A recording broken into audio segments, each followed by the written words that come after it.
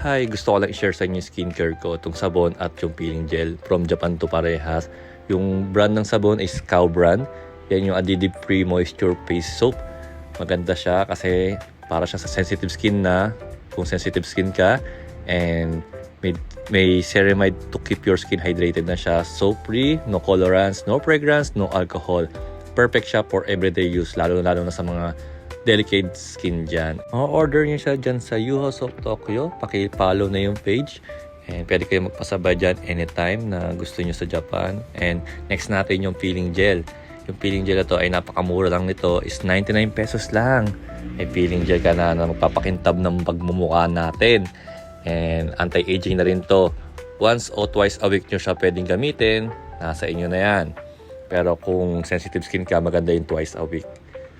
After nyan, kitang-kita nyo naman na kuminis yung mukha ko. Ewan ko kung nakikita nyo ba. Pero mukhang hindi kuminis no? Ewan ko na lang.